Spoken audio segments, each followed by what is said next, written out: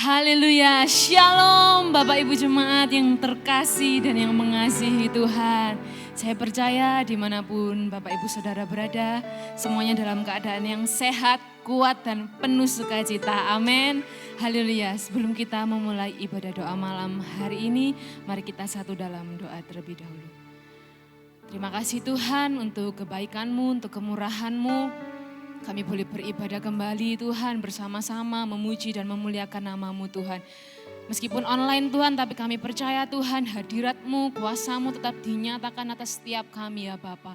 Dimanapun kami berada Tuhan, Engkau juga berada ya Bapa.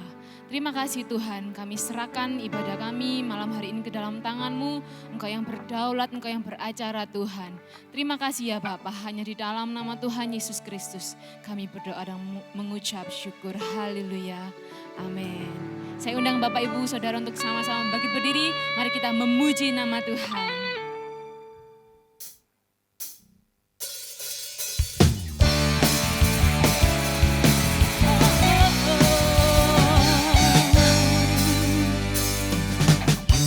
Hidup yang kupilih membuatku berarti.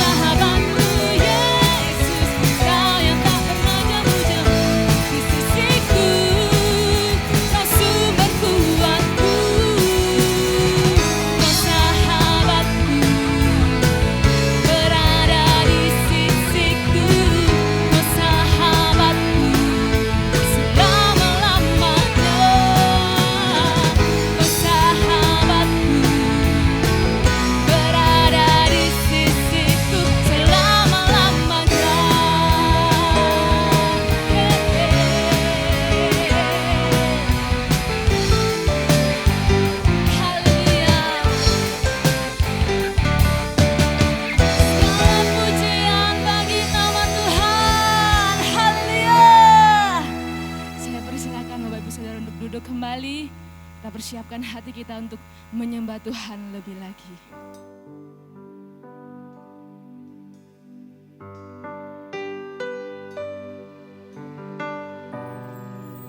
Terima kasih Tuhan buat kesetiaan-Mu.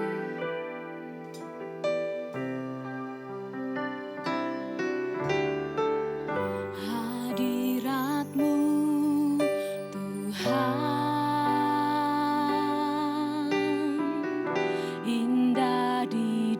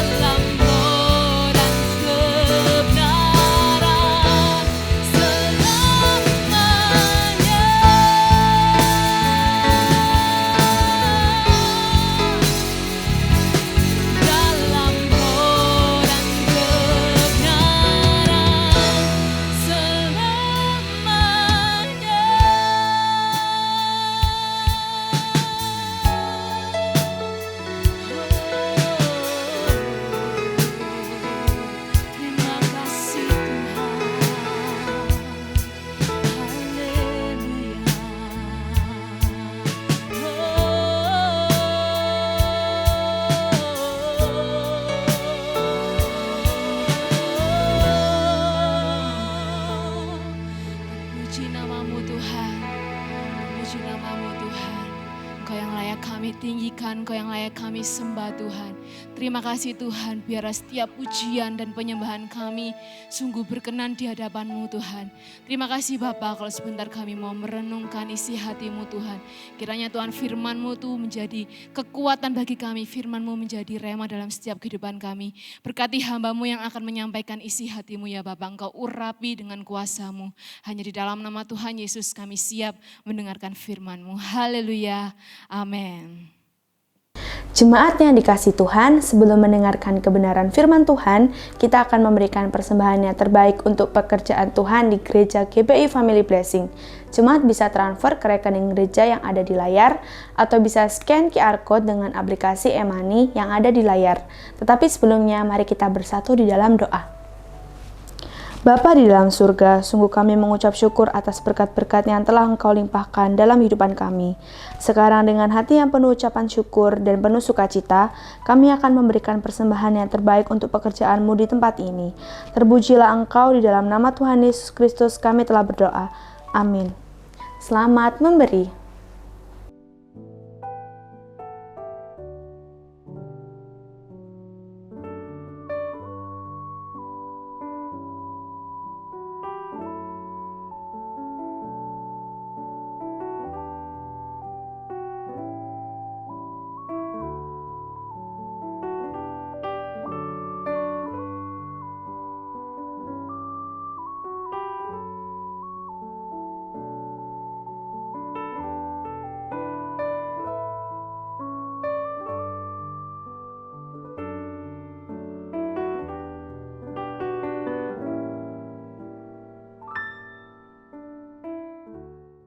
Shalom Bapak Ibu Saudara Jemaat GBI Family Blessing yang dikasihi Tuhan Yesus.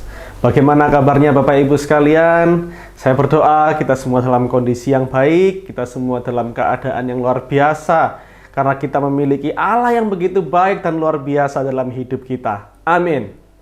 Bapak Ibu Saudara sekalian yang dikasihi Tuhan, hari-hari ini kita seringkali menjumpai orang yang mudah marah, mudah emosi, karena kondisi dunia ini yang tidak semakin baik, pandemi ini yang tidak kunjung selesai di dunia ini. Bahkan di Indonesia sudah hampir 1 tahun di Indonesia pandemi COVID-19 ini. Ya, banyak orang yang begitu kesusahan, apalagi ketika kita melihat pemberitaan akan COVID-19 ini di media sosial. Di berita-berita nasional, di media sosial, kita melihat di kolom komentar begitu banyak orang yang sudah emosi, yang marah, yang sudah tak tahu lagi apa yang harus dibuat dalam pandemi ini. Banyak orang yang dikuasai oleh kekhawatiran, dan banyak orang saat-saat ini yang dikuasai oleh ketakutan karena permasalahan hidup yang tak kunjung usai dalam kehidupan ini. Banyak usaha-usaha yang sudah dibangun bertahun-tahun akhirnya pun ambruk. Pekerjaan karir yang sudah dibangun bertahun-tahun pun juga akhirnya juga hancur. Banyak orang di PHK, dan itu membuat banyak orang pusing, banyak membuat orang kesulitan. Padahal biaya hidup ini pun terus tidak berkurang, bahkan semakin bertambah. Karena barang-barang pun juga semakin bertambah naik harganya. Dan juga ketambahan lagi ada pengeluaran baru, yaitu kuota. Kuota kalau di rumah sekarang bertambah banyak, pemakaian online bertambah banyak. Proses belajar mengajar pun sekarang menggunakan melalui online. Pertemuan-pertemuan meeting pun menggunakan online pakai Zoom. Sehingga kebutuhan kuota semakin meningkat juga. Itulah yang akhirnya membuat banyak orang khawatir akan kehidupan ini. Bagaimana akan masa depan ini, menjadi seperti apa masa depan ini, kita semua tidak tahu. Banyak orang yang memutuskan juga untuk akhirnya mengakhiri hidupnya dengan bunuh diri, karena tidak sanggup, tidak siap lagi dalam menghadapi permasalahan-permasalahan hidup yang diizinkan Tuhan dalam hidupnya.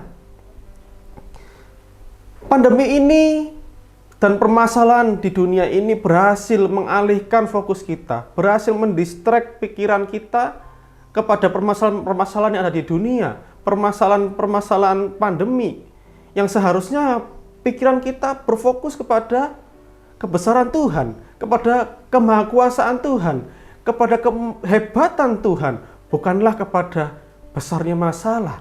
Kita lupa akan janji-janji Tuhan dalam kehidupan kita. Kita lupa akan kebaikan Tuhan dalam kehidupan kita. Dalam Yeremia 29 ayat 11 dikatakan, sebab aku ini mengetahui rancangan-rancangan apa yang ada padaku mengenai kamu. Demikianlah firman Tuhan, yaitu rancangan damai sejahtera dan bukan rancangan kecelakaan, untuk memberikan kepadamu hari depan yang penuh harapan. Ini adalah salah satu janji Tuhan bagi kita, umatnya yang mengasihi Dia, bahwa rancangan yang Tuhan siapkan bagi kita, umatnya, adalah rancangan yang damai sejahtera dan masa depan yang penuh dengan harapan. Tapi berapa banyak dari kita yang masih dikuasai oleh kekhawatiran dan ketakutan? Kita tidak tahu, kita tidak mengerti akan jalan Tuhan dalam hidup kita. Seakan-akan Tuhan meninggalkan kita. Mengapa hal-hal buruk terjadi? Mungkin beberapa waktu yang lalu kita mengalami suatu hal yang luar biasa, berkat Tuhan yang melimpah dalam kehidupan kita. Tetapi karena suatu hal kita tiba-tiba mengalami suatu hal yang buruk, dan kita mulai mempertanyakan Tuhan, apa maksud Tuhan dalam hidup kita? Oleh karena itu, tema khotbah pada hari ini saya beri judul, yaitu Jalan Tuhan Tak Terselami. Allah kita adalah Allah pencipta, sedangkan kita ini adalah ciptaan. Allah kita Allah yang tak terbatas, sedangkan kita ini manusia penuh dengan keterbatasan.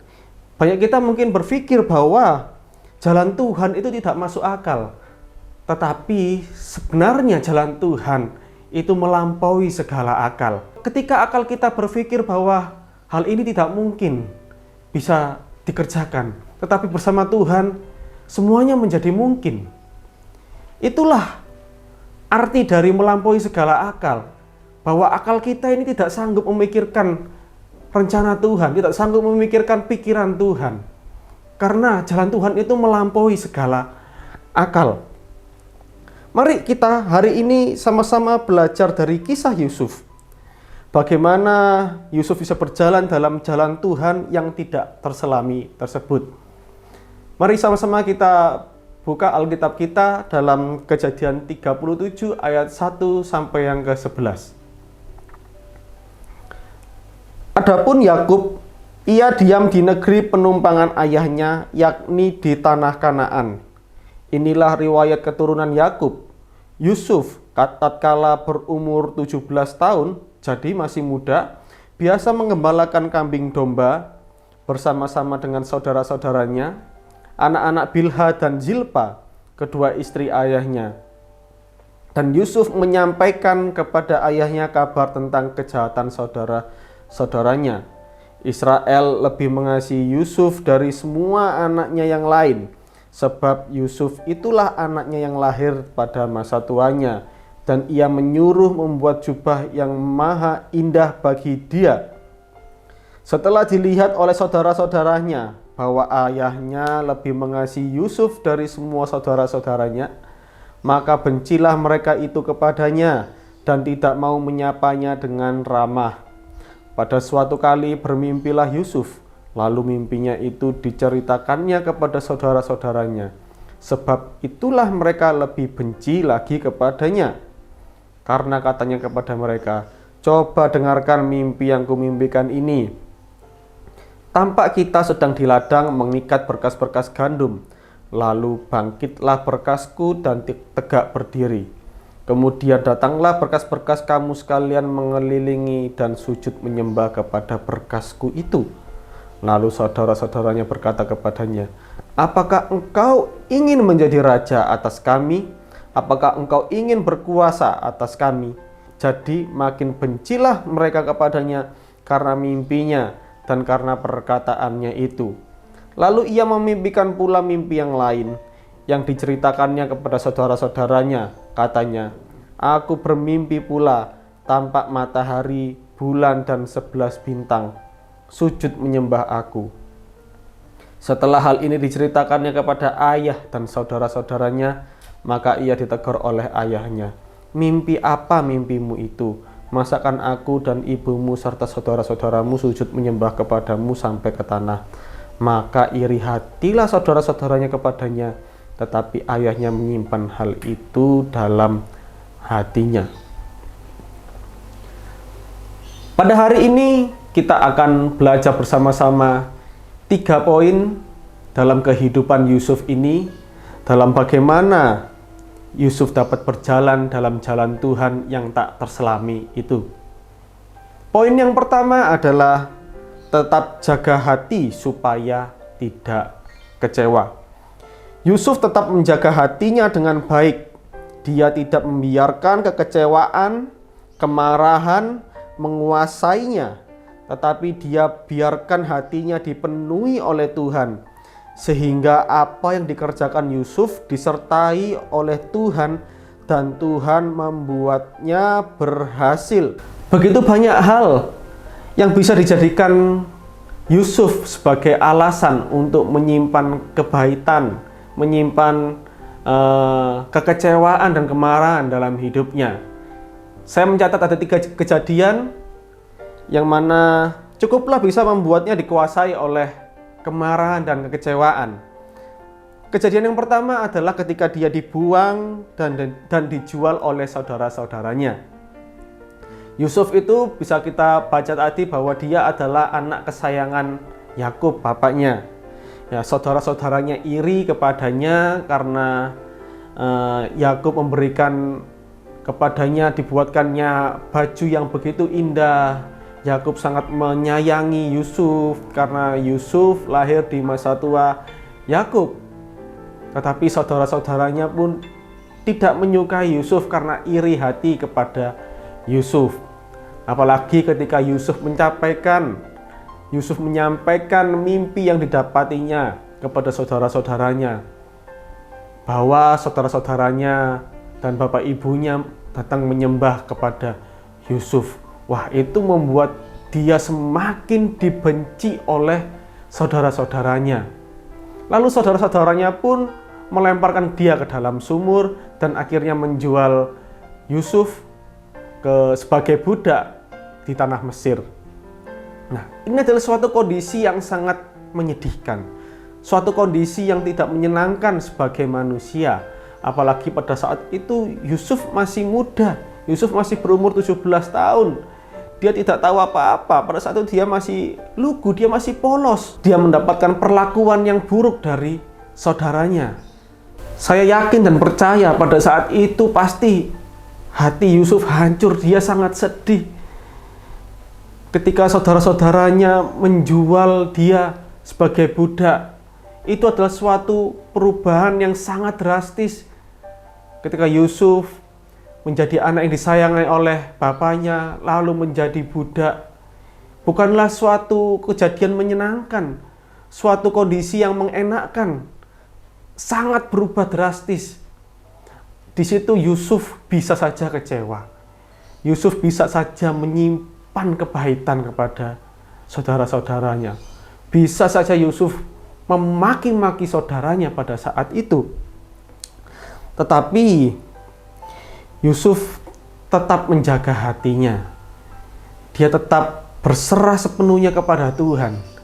Dia tetap menjaga hatinya untuk tidak menyimpan kekecewaan, untuk tidak menyimpan kepahitan dan sakit hati. Sehingga pada akhirnya Tuhan tetap menyertai Yusuf dan mengangkat Yusuf menjadi penguasa di rumah Potifar. Kejadian yang pertama adalah ketika Yusuf dibuang dan dijual oleh saudara-saudaranya. Kejadian yang kedua adalah ketika Yusuf difitnah oleh istri Potifar. Saat itu Yusuf mulai mendapatkan promosi dari Tuhan. Dia diberi kuasa untuk mengelola rumah Potifar. Dalam Kejadian 39 ayat 3-4 dikatakan, setelah dilihat oleh tuannya bahwa Yusuf disertai Tuhan dan bahwa Tuhan membuat berhasil segala sesuatu yang dikerjakannya, maka Yusuf mendapat kasih tuannya dan ia boleh melayani dia. Dan Yusuf diberikannya kuasa atas rumahnya dan segala miliknya diserahkannya kepada kekuasaan Yusuf. Yusuf sudah mendapatkan promosi pada saat itu. Lalu tiba-tiba istri Potifar ternyata suka dengan Yusuf, dan istri Potifar mengajak Yusuf untuk tidur bersama-sama dengan dia. Tetapi Yusuf memutuskan untuk hidup dalam jalan kebenaran. Dia menolak istri Potifar itu, dan akhirnya istri Potifar menjebak dan menfitnah Yusuf. Dan akibatnya pun Yusuf dimasukkan ke dalam penjara. Yusuf tidak melakukan kesalahan apapun. Kejadian yang bertahun-tahun yang lalu sebelumnya terulang kembali. Ketika waktu itu Yusuf tidak melakukan kesalahan apapun, tetapi saudara-saudaranya akhirnya menjual dia. Yusuf tidak menyakiti saudara-saudaranya. Yusuf tidak memukul ataupun berkhianat kepada saudara-saudaranya, tetapi saudara-saudaranya menjual Yusuf. Akhirnya kejadian seperti itu pun terulang kembali. Yusuf tidak ada niat jelek apapun di rumah Potifar, tetapi Yusuf difitnah oleh istri Potifar karena Yusuf memilih untuk hidup dalam jalan kebenaran. Yusuf tahu itu bukanlah suatu hal yang baik, meskipun peluangnya terbuka besar untuk Yusuf bisa melakukannya, tetapi Yusuf tetap menjaga hatinya untuk tetap hidup dalam kebenaran. Ketika dalam penjara pun Tuhan tetap menyertai Yusuf. Dalam Kejadian 39 ayat 21 dikatakan, tetapi Tuhan menyertai Yusuf dan melimpahkan kasih setianya kepadanya dan membuat Yusuf kesayangan bagi kepala penjara itu. Satu hal yang kita bisa petik dari pelajaran Yusuf pada saat ini, yaitu dalam kondisi yang buruk pun, dalam kondisi yang tidak menyenangkan pun, Tuhan tetap menyertai setiap orang-orang yang hidup dalam jalan kebenaran. Orang yang mengalami sebuah keadaan yang tidak baik, yang mengalami sekarang mungkin kondisi yang buruk, bukan berarti Tuhan tidak menyertai. Tuhan tetap menyertai, tetapi kembali lagi kepada respon hati kita. Tuhan menyertai orang yang memiliki hati mengasihi Dia. Tuhan menyertai orang yang benar-benar mengandalkan Tuhan. Tuhan menyertai orang-orang yang berserah sepenuhnya hanya kepada Tuhan. Dan pada saat hari ini kita bisa belajar bahwa Tuhan tetap menyertai Yusuf meskipun di dalam penjara, dan Tuhan membuat pekerjaannya berhasil, dan Tuhan membuat Yusuf menjadi kesayangan kepala penjara. Kejadian yang kedua tadi adalah Yusuf difitnah oleh istri Potifar, dan Yusuf tetap bisa menjaga hatinya tidak dipenuhi oleh kekecewaan dan kepahitan. Kejadian yang ketiga adalah jasanya dilupakan oleh juru minum. Di dalam penjara datanglah juru minum dan juru roti Firaun pada saat itu. Ya, mereka dipenjara karena melakukan kesalahan di istana Raja Firaun. Pada suatu kali mereka bermimpi, dan Yusuf pun bisa menafsirkan mimpi juru minum dan juru roti itu, di mana Yusuf menafsirkan bahwa juru minum nanti akan bebas dari penjara dan dia akan mendapatkan jabatannya kembali. Yusuf meminta agar juru minum itu mengingatnya dan membantunya untuk keluar dari penjara itu. Dalam Kejadian 40 ayat 14 dikatakan, tetapi ingatlah kepadaku apabila keadaanmu telah baik nanti. Tunjukkanlah terima kasihmu kepadaku dengan menceritakan hal ihwalku kepada Firaun, dan tolonglah keluarkan aku dari rumah ini. Tetapi ternyata juru minum itu melupakan Yusuf. Dalam Kejadian 40 ayat 23 dikatakan, tetapi Yusuf tidaklah diingat oleh kepala juru minum itu, melainkan dilupakannya. Pada saat itu jelas Yusuf tidak tahu akan jalan Tuhan dalam hidupnya.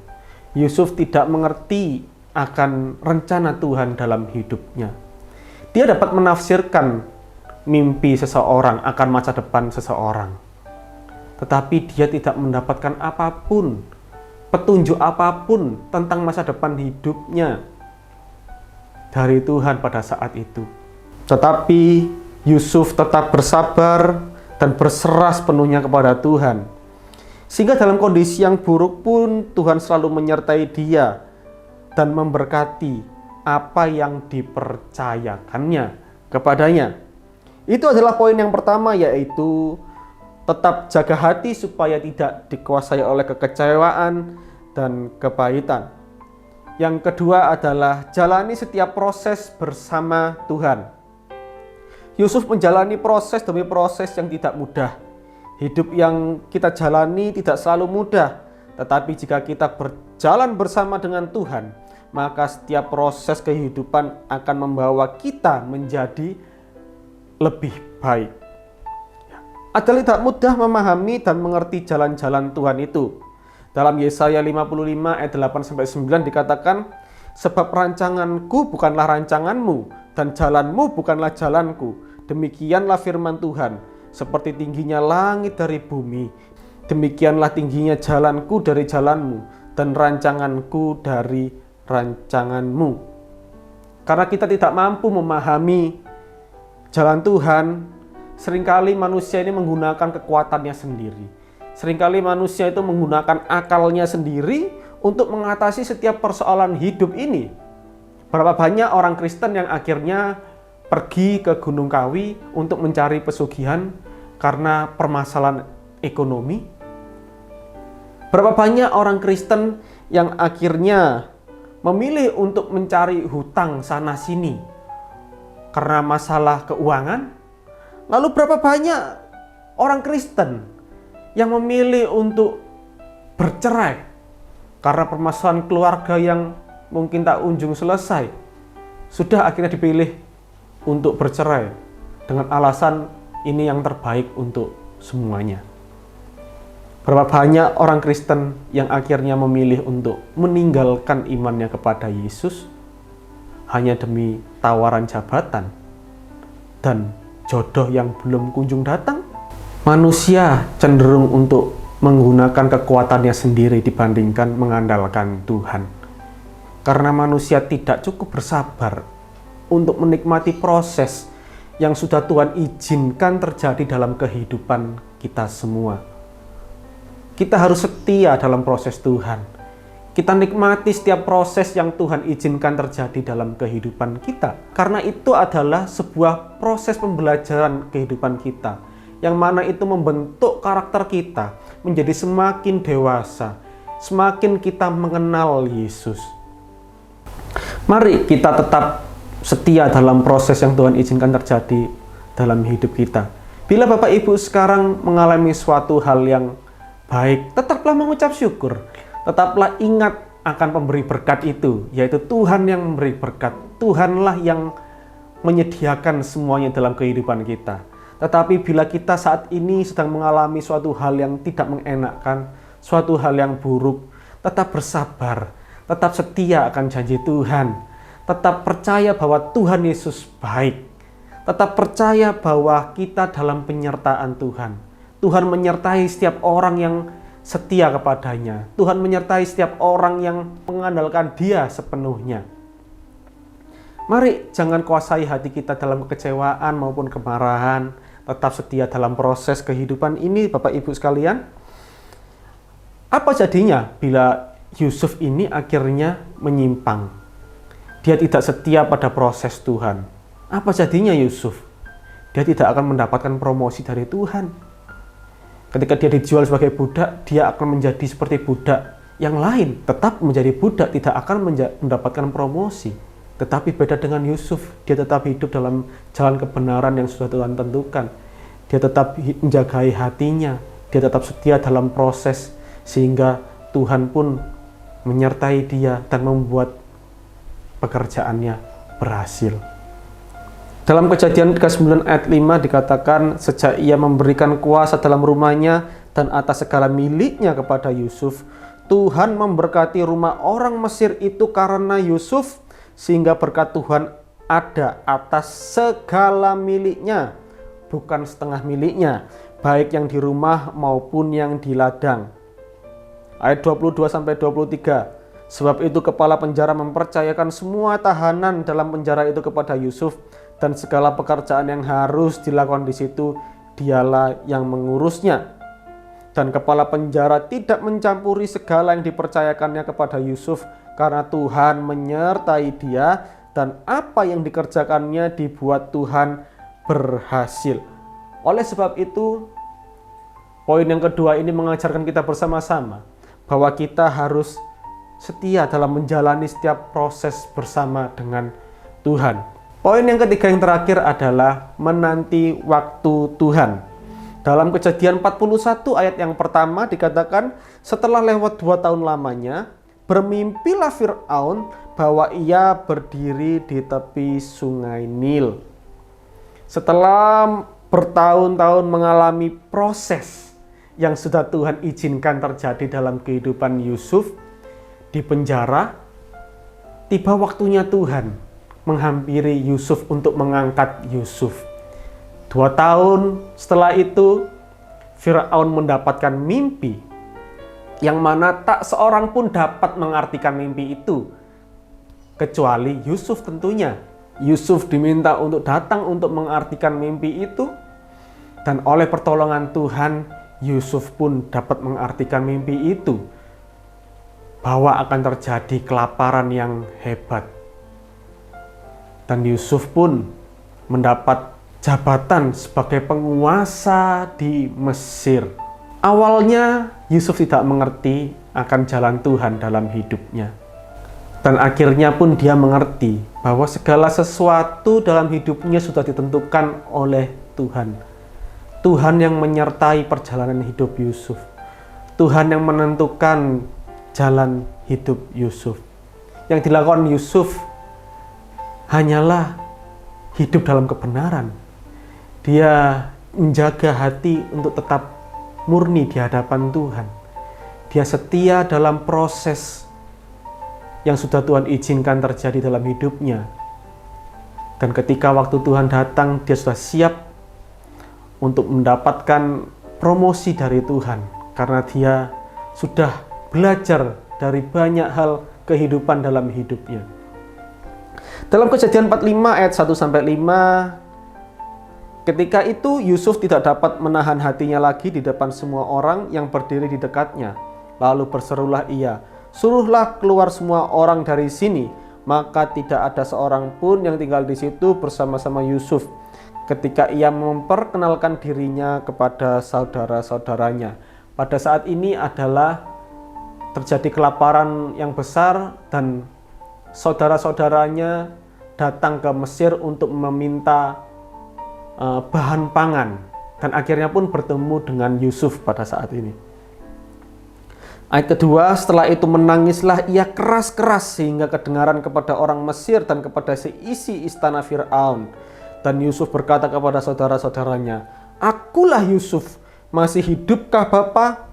Tetapi saudara-saudaranya tidak dapat menjawabnya, sebab mereka takut dan gemetar menghadapi dia. Lalu kata Yusuf kepada saudara-saudaranya itu, "Marilah dekat-dekat." Maka mendekatlah mereka, katanya lagi, "Akulah Yusuf saudaramu yang kamu jual ke Mesir." Ayat kelima, "Tetapi sekarang janganlah bersusah hati dan janganlah menyesali diri, karena kamu menjual aku ke sini. Sebab untuk memelihara kehidupanlah Allah menyuruh aku mendahului kamu." Wow! Itu adalah sebuah karakter yang begitu luar biasa. Jiwa yang begitu besar untuk mengampuni orang yang sudah menyakiti dia. Yusuf tidak menggunakan jabatannya untuk balas dendam. Mungkin seperti orang lain sudah menggunakan jabatannya, kekuasaannya untuk membalas dendam semua orang-orang yang pernah menyakiti hatinya. Tetapi tidak dengan Yusuf. Justru Yusuf menghibur keluarganya. Yusuf menghibur saudara-saudaranya untuk tidak menyesali apa yang sudah mereka lakukan terhadap dirinya.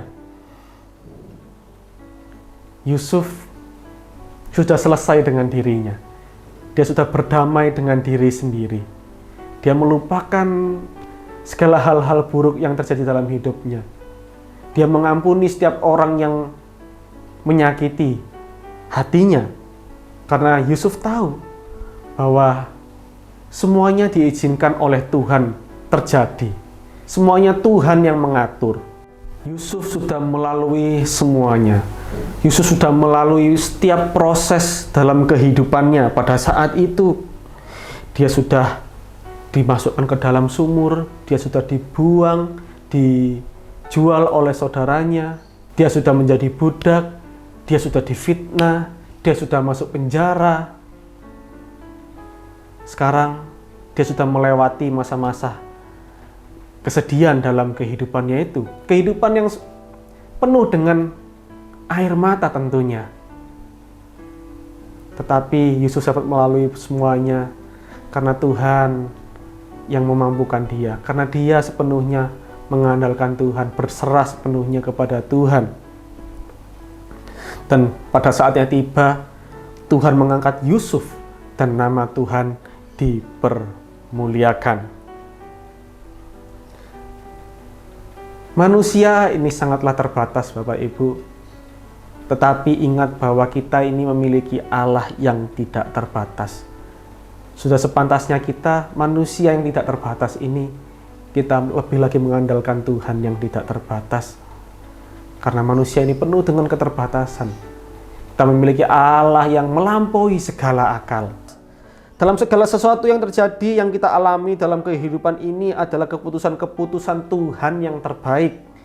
Sekarang kita belum mengerti, tetapi pada waktunya kelak, semua akan Tuhan nyatakan apa maksudnya, tujuannya dalam kehidupan kita, atas jalan-jalan hidup yang tidak dapat kita selami. Dalam Roma 8 ayat 28 dikatakan, kita tahu sekarang bahwa Allah turut bekerja dalam segala sesuatu untuk mendatangkan kebaikan bagi mereka yang mengasihi Dia, yaitu bagi mereka yang terpanggil sesuai dengan rencana Allah.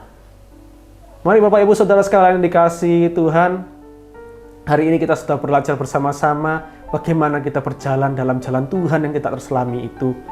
Kita harus tetap menjaga hati kita untuk tidak dipenuhi oleh kekecewaan. Kita setia dalam proses yang sudah Tuhan izinkan. Kita menikmati proses ini bersama dengan Tuhan. Dan kita menanti-nantikan waktunya Tuhan. Percaya bahwa rancangannya mendatangkan kebaikan bagi kita semua. Bahwa rancangan-rancangannya adalah rencana yang damai sejahtera dan masa depan yang penuh dengan harapan. Bukan rancangan kecelakaan. Mari Bapak Ibu, saya ajak kita semua untuk menyanyikan sebuah lagu, Arti Kehadiran-Mu. Jalanmu tak terselami oleh setiap hati kami, namun satu hal ku percaya, ada rencana yang indah, tiada terduga kasih-Mu. Heran dan besar bagiku arti kehadiran-Mu selalu nyata di dalam hidupku. Penyertaan-Mu sempurna, rancangan-Mu penuh damai, aman dan sejahtera walau di tengah badai. Ingin ku selalu bersama, rasakan keindahan arti kehadiran-Mu Tuhan. Penyertaan-Mu sempurna, rancangan-Mu penuh damai, aman dan sejahtera walau di tengah badai. ingin ku selalu bersama, rasakan keindahan arti kehadiranmu Tuhan, arti kehadiranmu Tuhan, arti kehadiranmu Tuhan. Shalom, jemaat yang dikasihi Tuhan. Saya percaya saudara diberkati di dalam ibadah doa malam, baik melalui pujian, penyembahan, kita menikmati hadirat Tuhan. Kita juga dikuatkan iman melalui pujian yang sudah kita dengar dan kita juga bersama-sama kita sudah nyanyikan. Demikian juga saya percaya kita juga diberkati oleh penyembahan firman Tuhan yang disampaikan oleh hambanya Bapak Pendeta Muda Daniel Perkasa. Yang penting adalah respon kita atas firman Tuhan, maka kita pasti diberkati. Baik, saya percaya kita semua sungguh-sungguh mengerti bahwa rencana Tuhan itu ajaib dan nyata, rencana Tuhan itu indah, rencana Tuhan itu baik adanya, dan memang banyak hal yang kita tidak mengerti terjadi di dalam hidup kita. Rancangan Tuhan memang bukan rancangan kita, tapi bagian kita adalah mempercayai sungguh-sungguh bahwa apapun yang terjadi di dalam hidup kita, semua dalam kontrol Tuhan dan untuk mendatangkan kebaikan bagi kita semua. Bagian kita hanya terus mempercayai Tuhan kita, Yesus namanya, baik adanya, dan bagian kita terus hidup menyenangkan Tuhan, melakukan firman Tuhan, sungguh-sungguh hidup di dalam kasih kepada Allah yang diwujudkan kasih kepada sesama. Sungguh bagian kita lakukan, tujuan hidup kita hanya untuk memuliakan Tuhan. Taati firman Tuhan dengan sepenuh hati, maka hidup kita pasti berhasil. Kita pasti beruntung. Banyak orang tidak mau melakukan firman Tuhan, mengerti firman Tuhan, tahu kebenaran, tapi tidak melakukan. Hanya sebatas otak, hanya sebatas pengetahuan saja. Maka Tuhan katakan itu tipe orang munafik, seperti orang Farisi. Kita bukan orang munafik. Kalau kita sungguh-sungguh, bukan hanya mengerti kebenaran firman Tuhan, bukan hanya sekedar tahu firman Tuhan, tapi hidup di dalam kebenaran firman Tuhan. Luar biasa janji Tuhan, kita pasti berhasil dan beruntung. Tuhan Yesus memberkati. Mari kita akan berdoa. Tuhan, terima kasih untuk anugerah-Mu yang luar biasa kepada kami. Sungguh bahwasanya kasih setia Tuhan kepada kami tetap sampai selama-lamanya. Terima kasih untuk ibadah doa malam walaupun secara online. Terima kasih Tuhan untuk firman-Mu dan kami mau jadi pelaku firman Tuhan. Berkati hamba-Mu Daniel Perkasa, berkati dia dalam pelayanannya, dan bila dia terus bertumbuh, pengenalannya akan Tuhan semakin dalam, dan dia sungguh-sungguh hidupnya memuliakan Tuhan dan pelayanannya menjadi berkat. Berkati kesehatannya juga keluarganya, jemaat Blessing, jemaat yang dikasih Tuhan, yang disayang Tuhan dan diberkati Tuhan. Dan kami percaya perlindungan-Mu untuk kami semua. Terima kasih, berkati bangsa negara kami. Engkau melindungi Indonesia dalam kondisi pandemi COVID-19. Biarlah ekonomi Indonesia ini boleh tetap boleh kuat, kokoh, dan mengalami pertumbuhan. Kami minta tahun 2021 ini ekonomi Indonesia boleh mengalami pertumbuhan yang positif sesuai dengan target yang ditentukan oleh pemerintah. Biar itu terwujud. Perlindungan-Mu Tuhan, supaya Indonesia bisa melewati pandemi COVID ini, dan kiranya penularan COVID ini boleh segera berakhir, dan Indonesia menjadi zona hijau, bahkan juga untuk Surabaya secara khusus zona hijau untuk COVID-19. Indonesia diberkati Tuhan, Indonesia penuh kemuliaan Tuhan, lawatan Tuhan terjadi untuk Indonesia, hujan pertobatan, hujan keselamatan melanda Indonesia. Berkati pemerintahan kami, berkati presiden kami, wali kota kami, gubernur kami, dan biarlah anak-anak Tuhan juga bersinar terang dalam kondisi seperti saat ini. Dimanapun mereka berada, anak-anak Tuhan bersinar terang, gereja menjadi berkat, dan nama Tuhan dipermuliakan. Terpujilah nama Yesus Kristus kekal sampai selama-lamanya. Mari jemaat angkat kedua tangan menerima berkat Tuhan. Tuhan memberkati engkau dan melindungi engkau. Tuhan menyinari engkau dan wajahnya dan memberi engkau kasih karunia. Tuhan menghadapkan wajahnya kepadamu dan memberi engkau damai sejahtera. Berkat ini kau terima dalam nama Bapa, Putra, dan Roh Kudus, yaitu di dalam nama Yesus, saat ini dan sampai selama-lamanya. Yang percaya bahwa saudara diberkati Tuhan, katakan amin. Tuhan memberkati saudara.